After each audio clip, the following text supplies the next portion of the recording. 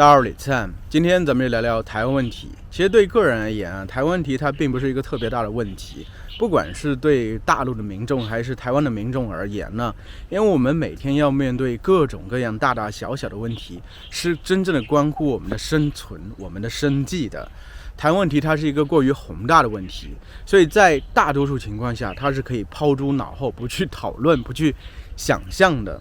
但是呢，我们今天想从一个宏观的角度去考虑一下这个问题吧。台湾问题究其根本是中美关系的问题，中国不可能轻易对台湾动武，但是会让这个局面一直持续下去吗？我觉得也未必啊。其实很多事情嘛，世间的事情，我们需要用一个比较长远的眼光去看待，从一个历史的角度去看待。因为台湾问题这其实在中国历史上也出现过很多，究其根本啊，除了这是中美问题之外，它不过就是一个割据政权的问题，一个割据政权对于一个中央帝国这么一个问题。我们假以时日，几十年的话，给他几十年慢慢耐心的看待的话，它最终肯定是能解决的。其实我觉得这个问题要解决，它在有一个节点吧，就是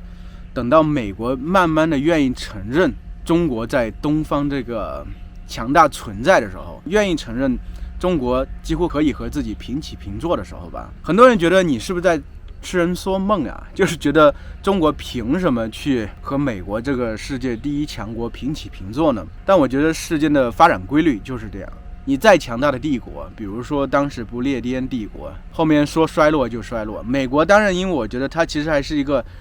挺年轻的帝国吧，虽然现在也暴露出一些问题，但是我觉得他自己的这个自我修复能力应该还是挺强的，不至于马上就衰落。但现在中国的崛起对他而言是一个巨大的威胁，所以他其实已经调动很多资源去打压这个崛起的中国。但中国崛起这个趋势几乎是不可避免的，而且中国人有很强的决心啊。因为我之前说过，中国是一个历史和现代完全融合在一起的这么一个国家。中国人对历史上曾经强大的存在啊，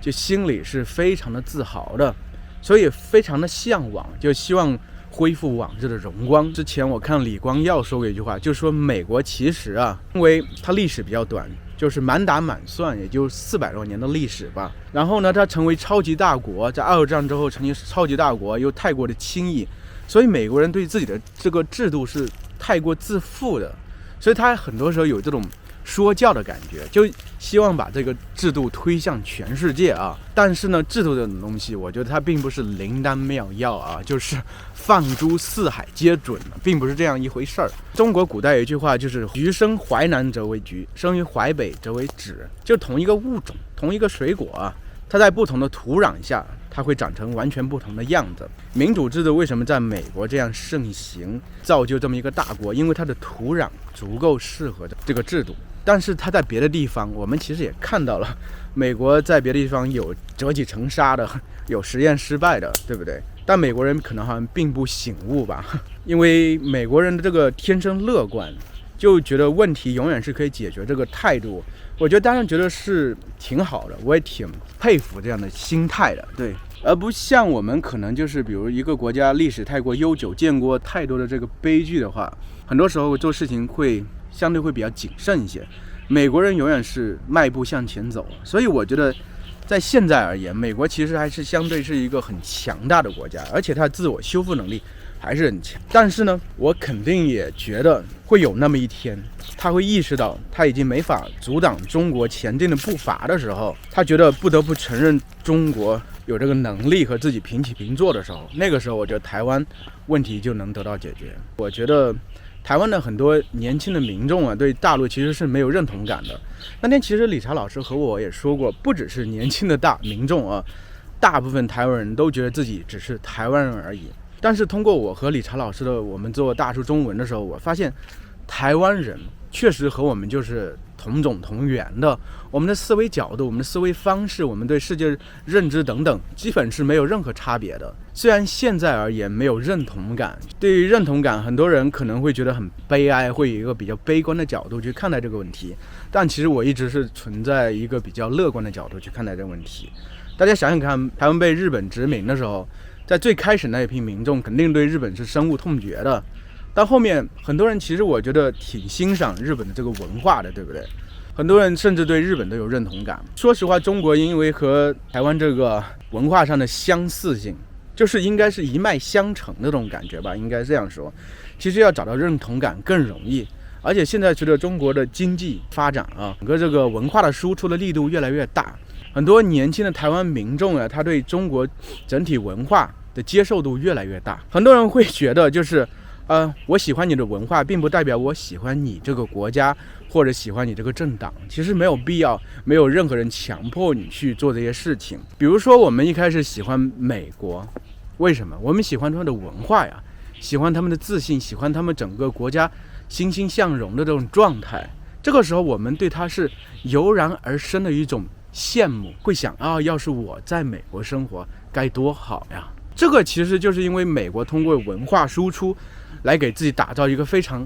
良好的形象，所以让很多年轻人，我觉得是年轻人对美国产生的这种宗教式的信仰，对民主产生宗教式的信仰，他们会觉得民主自由等等都是特别特别好的东西，我一旦得到了，我的生活肯定会有质的改变，我一定要把这些东西在我现在生活这个地方实行起来，一定会创造出一个完全不一样的非常美好的未来。就是大家有很多有这种信念存在，才造就了就是我觉得台湾年轻人对大陆这个极端的反感，因为他们觉得大陆就是集权社会，言论不自由，更不用谈民主等等这些东西啊。但其实很多东西眼见为实，耳听为虚，你接受的东西未必是真实的东西，你所信奉的东西它未必是正确的东西。而且说实话，你要只是教条性的去信奉这些东西，你并没有能力让他们真正的开花结果，那样的话他们其实对你是没有任何意义的。而且我觉得就是中国人、华人，全世界的华人都是特别能吃苦耐劳的，我们是特别实际的。中国现在这整个社会制度啊，大家不要轻易把它认为它只是一个社会主义制度，就像苏联当时那种状态啊，非常具有侵略性。真正底层上，中国这个社会主义它其实已经融合了中国历史上的这个治国经验，有德治的东西在里头，同时它也融合了西方的民主自由的有一套的东西在里头。所有制度它都不是僵化的，就算我觉得西方的民主制度最开始的时候，它其实也是吸取了比如说社会主义的制度的一些优势所在，比如人和人之间平等的权利。在一开始资本主义的时候，它其实没有这些东西，所以所有东西都在演进发展，不断变化，没有一个完美的这么一个制度，只有不断改善的这么一个制度，也没有一个完全静止不动这个关系，只有不断变化的关系。中国大陆和台湾的关系就是会在不断变化的。在我年轻的时候，大家会觉得台湾是一个特别美好的这么一个地方，但现在大陆的民众会觉得台湾它似乎是一个很不好的地方，特别是在民进党上台之后，不管是宣传也罢，还是实际情况也罢，我们渐行渐远了，同时我们能看到更多彼此的缺点。但是我觉得历史的潮流滚滚向前啊，并不是在某一个时刻决定的。像中国的这个长江黄河，在源头的时候只有涓涓细流，到后面它携带了越来越多的这个水和泥沙奔腾而下的时候，这不是一个个人的力量所能阻挡的。我觉得时代它就是这样，时代它就是一条巨河，它奔腾而来的时候，没有任何人能阻挡，没有任何个人意志所能阻挡。